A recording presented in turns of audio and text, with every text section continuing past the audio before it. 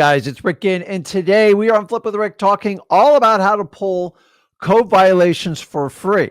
Don't worry, before the end of this video, I will show you how you can simply pull any code violation you want as long as you've got determination and resourcefulness and you truly want to do motivated seller leads. So let's get into it, guys. Welcome. Use the comments, ask your questions today.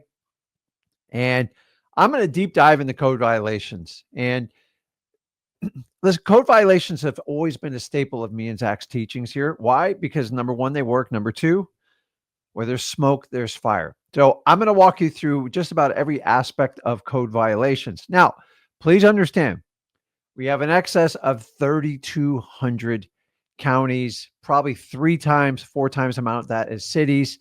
So it can be up to 10,000 different places you go to pull the code violations.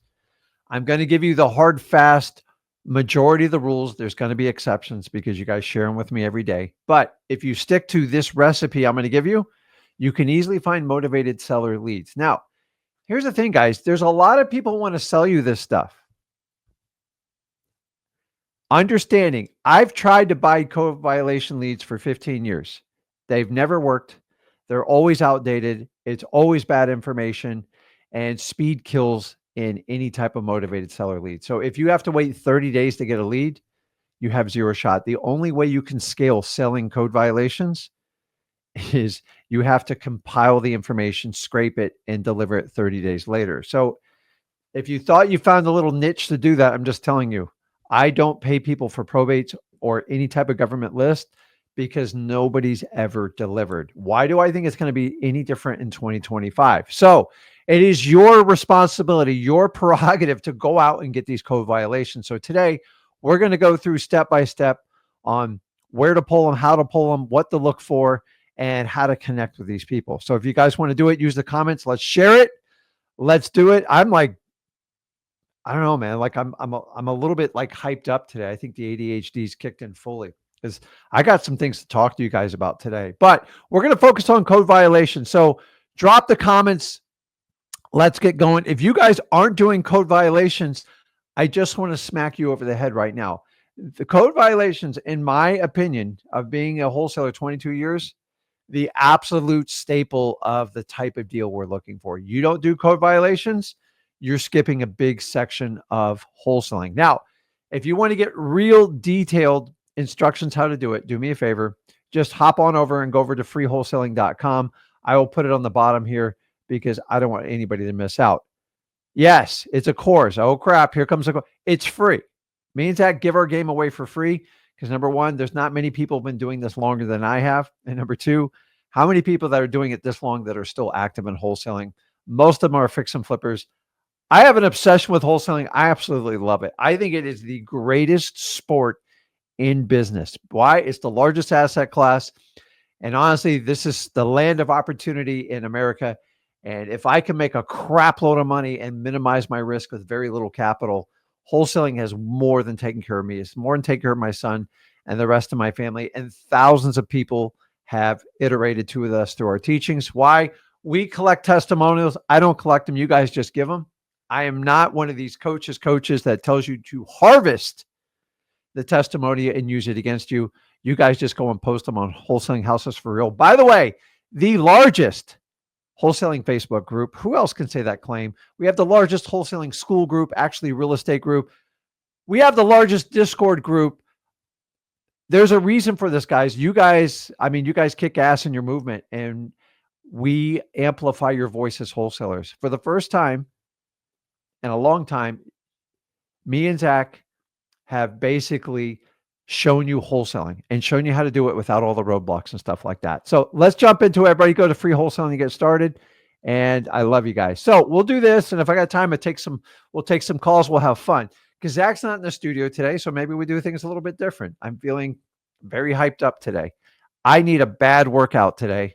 And if I can beat last night's, because I just went to bed after I worked out. It was so tiring. So today we're talking all about code violations. And guys, what is a code violation? It is simple. It is basically cities, counties, towns, whatever you want to call it, They create code violations to try to keep everybody's property values in line. Let me give you an example.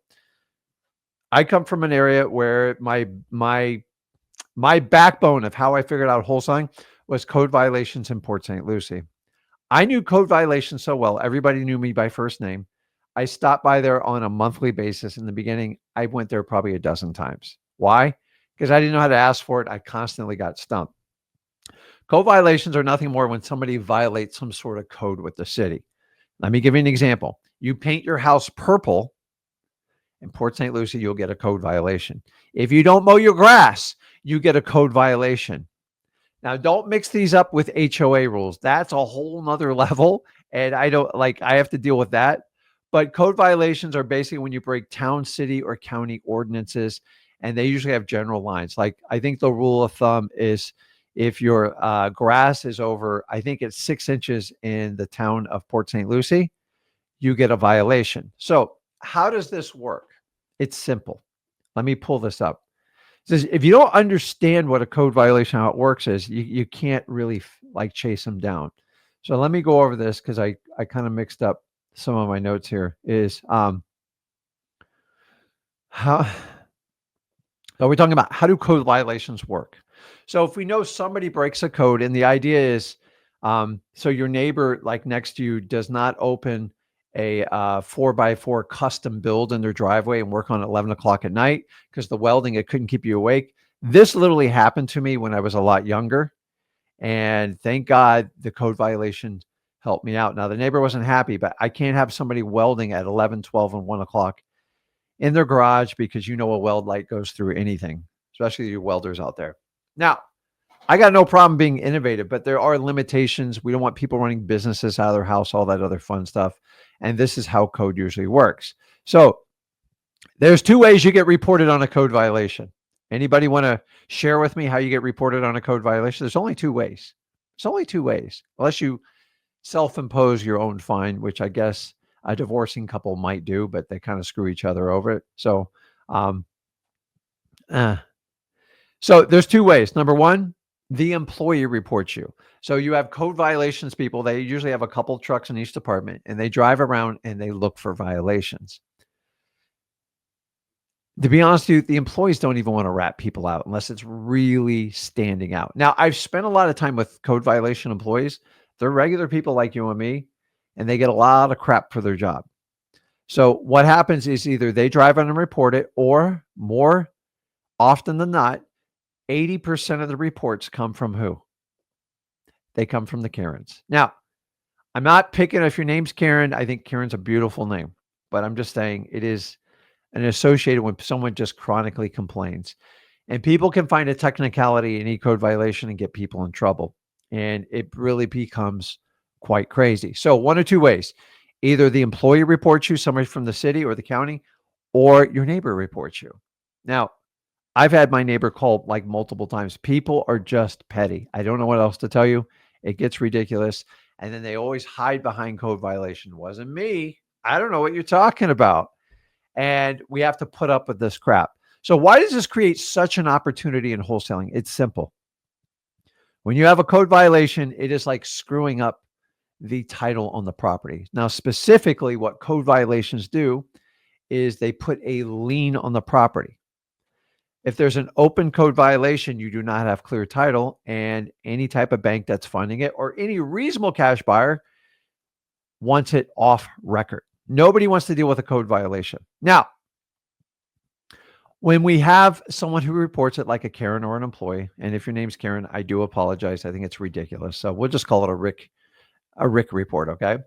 And once it's reported, the homeowner then gets a 30-day notice to correct the violation. And here's the weird part about this. I have dealt with thousands of code violations. The ominous or the weight of the burden is always going to be on the owner. So once they issue it, so they're going to send you certified mail and they're going to post something on your door. Kind of humiliating. Now, some people fight this. You have rights for this, but it's within the city council. And what happens? You get a 30-day notice. Now, If you can correct the violation within 30 days, you have to reach back out to code enforcement, code violation, have an officer come back, inspect it, take pictures, and take it off. Here's what most people do, just so you guys know. A common one I get are probates. The lawn's too high. She forgot to mow the lawn. She doesn't live there. Her husband passed away. She moved away. And the grass grows like a weed in the summer in Florida. That happens. She gets a notice. She then sends somebody out there to cut it professionally. And then most people just stop right there. And if you don't reach back out to the code enforcement officer, it still stays standing. Now, after 30 days, if you don't rectify it, here's what happens. You get scheduled to go to what we call a special magistrate hearing. That's either with a section of city commissioners, counselors. I'm not going to get into the politics of it. And then they'll have a hearing. You can show up and represent yourself as the homeowner. You can have an attorney show up. You can have a title company show up. The bottom line is, if you want to fight it, somebody has to answer it. 95% of these, nobody ever answers. And then what happens after that is, once they put a judgment against you, say you don't show up or your seller doesn't show up, that's it. You're guilty. And once you're guilty, then the violation is then given to the city attorney, and they're going to record a lien on the property. Now, once you understand this, they go, okay, Rick, what's the big deal? It's $50. Here's the challenge with code violations. It is a per day charge. It is a problem that just builds and builds like a mountain, and it gets way out of control. So here's how it works. They're going to record a lien against the property, which is going to gravely affect the title. And so a lot of them are anywhere from $25 a day up to $100 a day. I've even seen $150. Now, most of these liens do have a cap on them because it can get quite abusive. In my experience, I've seen the liens go as high as $10,000. I work in a certain county where it goes up to $30,000. I'm serious, guys. Someone gets a violation on the lawn, they send someone to cut it, and they don't follow up with the city. I've seen people with $25,000 and $30,000 liens just for one property violation, like a lawn cut. So it's important. The reason I'm telling you guys is, I want you to understand is, when you work with your sellers and they go, yeah, I got a code violation notice, you've got to dig into it. Number one, did you solve it? And they should have a letter saying they solved it. And that way, you know it's been done. Most people don't solve these. This is why you and me come in. This is where the wholesaler comes in. We're solving problems. So the next question I get is, can you beat a code violation? This is easy, guys. I can't stress this enough. This is where I can teach you how to look like the hero with any homeowner. Now, if it's a minor code violation, a couple $100 or something, in my opinion, is just pay it and move on. Make it part of the closing. If you're making a big enough profit, just cover it for them. If it is a massive one, 10, 20, 30,000, you've got to understand they had rights to go to a hearing. Now, if you have a current one, if I have anybody in probate, if I go to a hearing, which I've done, I've actually hired my title company. Predominantly, they represent. It's not worth a lawyer going. And if you have even a half-wit defense and you do it in a timely manner, they'll usually hear you out and give you an extension of time to fix it. Number two, if you have a lonely widow or somebody in the probate, you get more of a leadway. Now, don't wait 5 years, but sometimes it even takes a year. I go, listen, she cut the lawn. She forgot to reach out to you. She didn't know the process. Nobody reminded her. I get it. You have a $4,000 lien on it.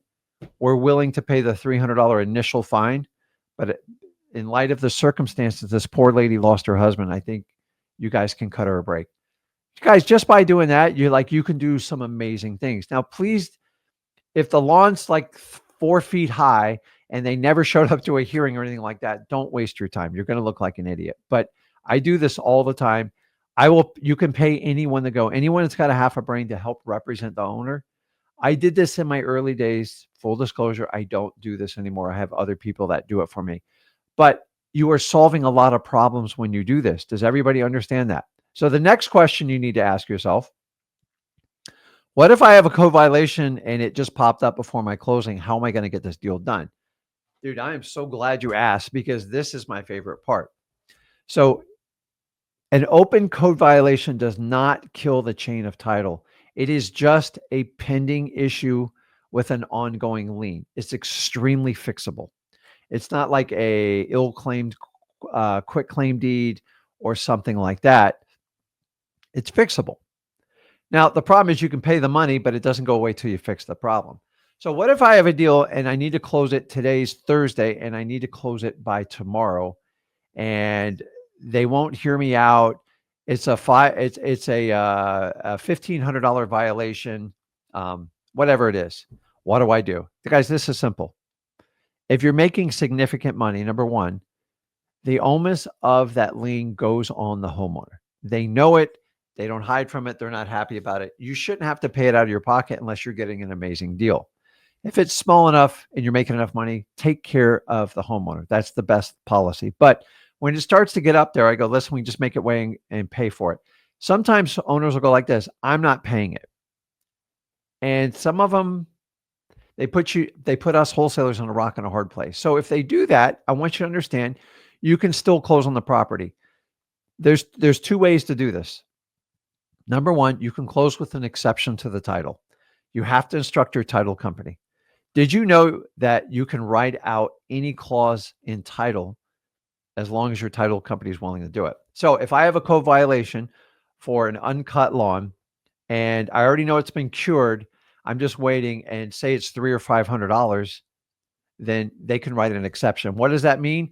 They're going to insure the title other than that code violation. And as long as you do that, you can do an exception to title with full disclosure, which means your cash buyer needs to be aware of it. And they go, yeah, no problem, I can fix it.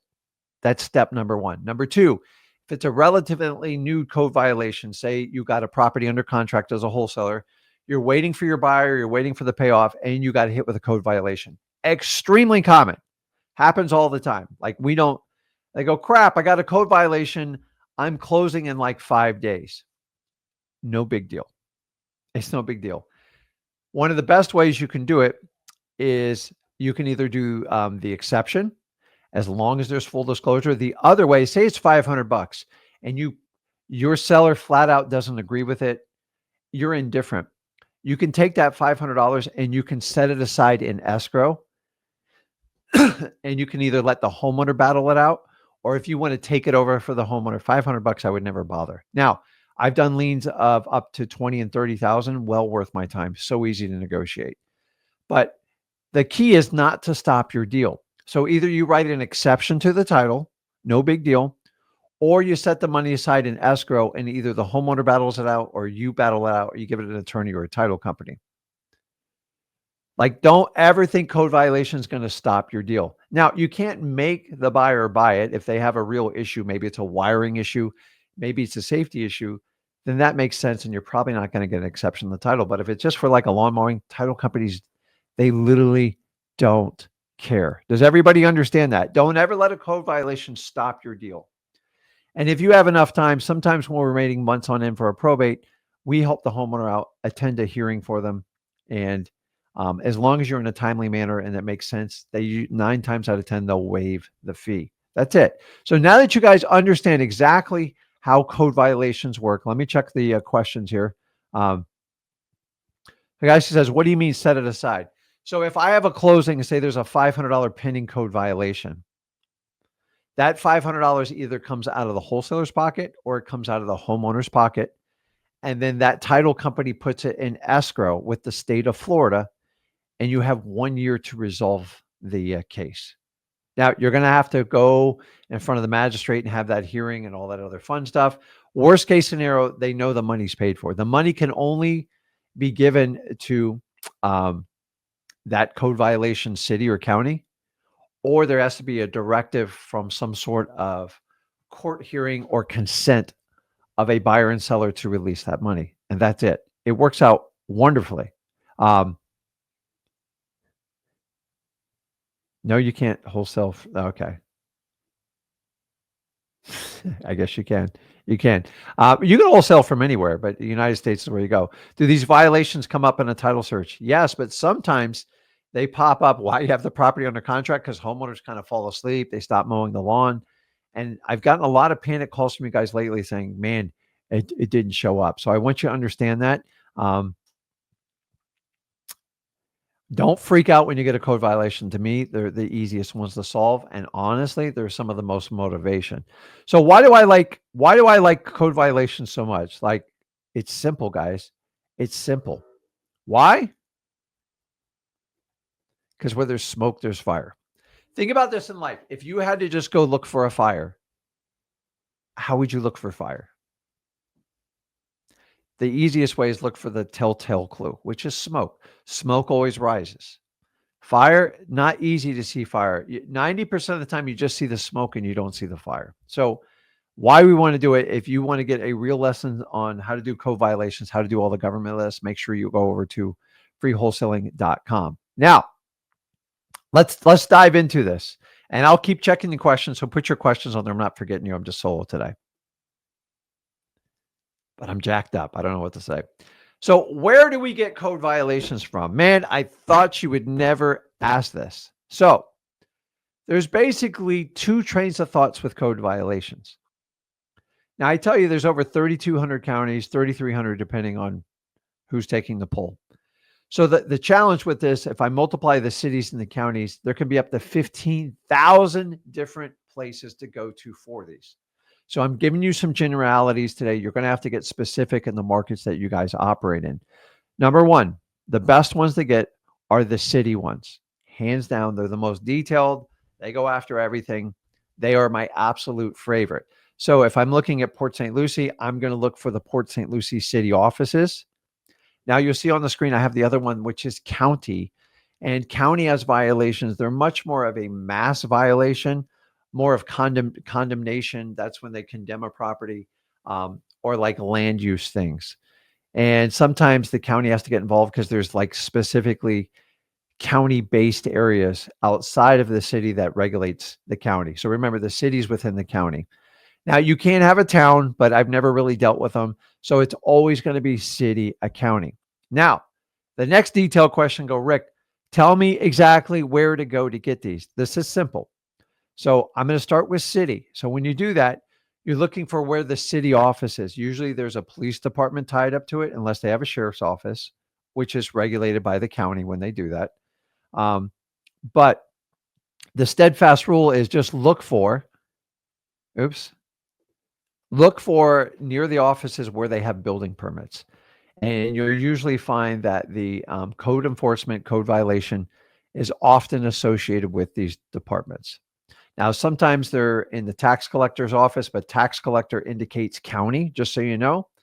So if you want to get the best list, you want to go to the city first. Now, next question. Ready? We got a lot of questions here. How do I pull the code violations list? You guys are overthinking this, and we have to simplify it. Now, I'm going to go in order of preference. I like to do them. You figure out where you fall, and then we'll solve our problems from there. Let me get a little drink. I feel like a pool. I drink so much water sometimes. Thank God I don't drink soda anymore. Okay. How to pull code violations. Ready? Number one, request in person. How do I do it? You go to that city office. Remember, usually associated with building permits. What else? Chamber of Commerce. All the departments are usually connected. So anytime you have a building permits, the best way is find the code violation department. Ready for this? And just ask for it. Can I have the most recent updated list of the last 30 days of open code violations? What do you need that for? This is where you guys like freeze in the headlights. You don't legally owe an answer. I'm doing some research in my city to find out what the best neighborhoods is. And by going through the code violation, that helps me feel the best to determine what areas to invest or buy a home in. That's it. Now, what they're really trying to root you out, I want you to understand, is they assume you're a marketer and you're going to sell that information. Don't be that person. In fact, most of their terms of use, if you go online, are going to prohibitly deny you from selling the information. And if you do, you have violated the terms and they can ban you from that department forever. I want people going out there selling it? No, because you screw it up for the average wholesaler. I think people should have to work for stuff. If everything's given to you, guys are never going to learn this business. So, number one, if you go in person, is the highest and best use to do it. Now, I'm here to tell you is you guys are going to get some issues with this. Sorry, I'm just telling you now. I'm telling you now. You got to understand it. Now, I'll teach you how to overcome this, but don't be a yellow belly, scared little person because I'm asking you to do wholesaling. I'm asking you to do what very few people will do. There's no exceptions to pulling the government list. If you don't have the stomach for it, in fact, honestly, this is some of the first things most people do in wholesaling, and it freaks them out. So hopefully by watching enough of me and Zach's content, you understand we're going to show you how to do the hard work up front. Let everybody else teach you the easy way because they'll never earn your trust. They'll just take your money and then you're going to have to come back to the people that actually teach you how to wholesale. So anybody can buy a lead. The question is, can you get a wholesale deal from it? So number one, go in person if you can. This is for you local people. If you can't, I get it. Let's go to the next one. Then you call. You pick up the phone, the exact same words I taught you on the in-person, you do it over the phone. Now you're going to have to be sweeter on the phone and even better because belly to belly, nothing beats negotiation belly to belly. When you're trying to get anything from anyone, because you can see their nonverbal gestures, which is 60 to 70% of the communications. Now, the next one is we get them online, period. It's simple. In the last 10 years, this has massively shifted. And let me show you why. So let me double check here. Okay, I'm just starting questions so I can come back to them. So we have to understand that. So how do we do the online part? Real simple. So I'm going to show you. If you guys go over to freewholesaling.com, I made it super, super, super simple. Inside there, which is our free community, the largest real estate, you will see this. Now, let me come back to StreamYard. And so if you see this, you'll see all the places that me and Zach have pulled the code violations. So on the left-hand side, you'll have all the code violations. Now, there's a reason I'm not pulling all these up because YouTube gets very upset with me. And I don't want to upset YouTube because though they might delete this video. But like, let me give you an example. If I click on here, all you have to do is click it. Now, how hard is that? Now you're going to see a data user agreement. This is specifically I told you about is people are not supposed to be selling this stuff. I don't want them to sell the stuff. It obviously understands. And I'm not going to. So if I agree to the terms, then you get to go in and it will tell you what type of list. Now, every one of these sites is completely different. And that part just absolutely drives me nuts. But if you understand that, so if you guys want access to this to see if you can pull them in your area for free, go ahead and go over to freewholesaling.com. You have this. Don't worry. Every guru and their mother is going to duplicate and copy this. I'm okay with it because I want to get the information out to you guys. Actually, I am so flattered by all the people that basically duplicate like what we do. It just proves my point. So if you teach the fundamentals of wholesaling, you can help out the most people. If you want to be so advanced and let your ego talk, you can help out a few people. I prefer to help as many people as I possibly can.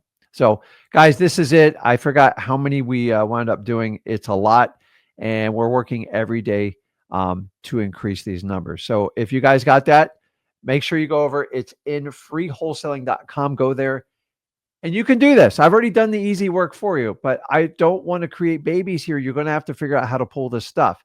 Oh my God, Rick, my city's not on there. Figure it out. And if you want, share it with us. We'll share it with everyone else. I know some people got upset when we put this up there, guys. Don't get upset.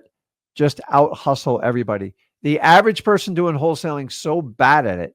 You guys call it saturation. Most people give up in 30 to 90 days. I'm trying to teach you how to be a marathon wholesaler. You have to understand how the game's played. So, okay, let's keep going here. So I showed you how to pull them up. We talked about getting them online. So the next biggest question is what type of code violations I should pull. This is really, really basics. Now, once again, freewholesaling.com has everything you need there. In fact, if you're even slightly confused, go to freewholesaling.com because it's basically getting inside of me and Zach's head with when we're not here. And I give you that gift and I don't charge you anything for it. Now, what are we doing? Number one, I want everything open in the last 30 days, period. Don't go back in time. You can, code violations, you can go back in time, but the best leads are the freshest leads because all the other ones have usually been pounded to death. So, hey, can I get the most recent code violations open in the last 30 days? Now, rarely will they sort them for you. This is your job to do it. So, the keyword is last 30 days and open. So I know I put it in there, open in the last 30 days. Everybody understands that. Now, what types? Rick, what type am I looking? What is the most productive type of code violation? It's simple. Simple, simple, simple. Number one, high grass, probably my favorite, maybe because I'm a Florida guy, but we don't have it. We have 4 weeks of winter and we got 48 weeks of like growing season. So very rarely do we have a slow month of growing. So our biggest indication in the Southeast, it gets a little bit different the further north you get, is when you see high landscaping and grass, nobody chooses to have their houses look like that. And when they do, it is a sign of distress. And when there's distress, it means we have an opportunity. Guys, this is the smoke so you can get to the fire. If you understand that, this is why I want you to do code violations. High grass, hands down my favorite. Any type of overgrown landscaping is usually a sign somebody's either short on money or running out of money. And guys, I don't judge anybody on the code violation list, period. In fact, I want to help them out. I look at the code violations as the perfect opportunity to help out as many people as I humanly possibly can. So if everybody understands that, number one, high grass. Next one, deferred maintenance. What is deferred maintenance? You want to know what a deferred, it's a nasty looking house. Deferred maintenance, you see mold going all up. I see doors cracked open. I see debris covered everywhere. I see blue tarps on roof. I see boarded up windows. Guys, it doesn't take rocket scientists to figure it out. If you don't understand how to do this, go to freewholesaling.com. Me and Zach shot an entire video of how we do driving for dollars and look for these ugly types of houses. Keep in mind, open code violations is like having someone doing the driving dollars for you. Did you ever think about it that way? It is absolutely brilliant. This was one of my revelations. I'm like, why don't I just let the federal government do the work for me so I can find the smoke to get to the fire? So if you don't use this, I'm all about driving for dollars, but like this is the shortcut for the driving for dollars list if you really want to get down to it. The next one, nuisance properties. What are nuisance properties? Properties that are not being using for their designated home dwelling. People try to run businesses out of them. People try to turn in the rooming houses. In my area, there's a big battle on sobriety homes, like nursing homes, and they're requiring you to get permits. So there's about 1,500 homes that are in the process of deeming them nuisance. Trust me, I'll buy 10 or 15 of them when it's all said and done. So I look for those types of properties. That's a new trend we found in that area, and you want to look around for it. They label them nuisance properties, but get the definition in your area. Anyone who wants to run a business, because there's a lot of pressure on real estate right now, and there's groups of people out there saying, I know how to fix affordable living. I'm just going to cram everybody in a dwelling and rent out the rooms. Fortunately, there's already code violations on the books. Like in Port St. Lucie, you can't have a non-family member residing in your house. I think it's more than 2.5 weeks, whatever the number is. Why? Because there's a lot of, like, if you get 8 different families in there and say it's got 5 bedrooms and you put 3 people in a room, that's 15 people. It's going to destroy the value in those neighborhoods. And so I'm all about affordable living, but it's just not safe to put strangers together in big volume and go, I just solved the real estate problem. Now that's how Airbnb started, and you guys see the net effect. Airbnb, in my opinion, is an absolute disaster right now. And there's greater supply than there is demand. And honestly, most Airbnbs, if they could break even, they would be really happy. I don't know about you, but I'm not into like a break even business. So the next one is, dude, it's just flat out ugly houses. That's what code violations let us find. The absolute ugliest houses. Period. Everybody understand that? Ugly. I cannot, like, you do not need a seminar on what an ugly house is. You all know what an ugly person is. I don't know why you don't think you know what an ugly house is.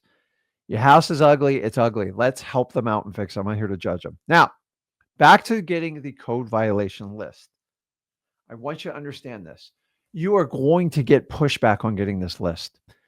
Some of you act like you don't even expect it and you're shocked when it happens. So, you know how you fix this? It's super simple. I'm going to give you Rickisms right now because you need it. So, I shoved this down my son's mouth. I shove it down my employee's mouth. And now I'm about to shove it down your mouth. I'm not trying to be rude. I'm just trying to be direct. You overcome resistance with persistence. End of story. When somebody tells you you don't want to hear, stop retreating. That's what they taught you in the school system. That's what your friends taught you. It's what your parents taught you. Rick and Zach never taught you that. So if you want to overcome resistance, just beat it with persistence. Tony Robbins always taught me, whenever you have resistance, dance with it, play with it. If you try to run it over, you'll just waste energy and you don't get anywhere and you just wind up getting frustrated. So I'm the worst dancer you'll probably ever meet. And if someone ever wants to give me dance lessons, I would love to have it. Is you want to dance with them. Call it a tango, a symphony, whatever you want to do, and just work around it and pivot it.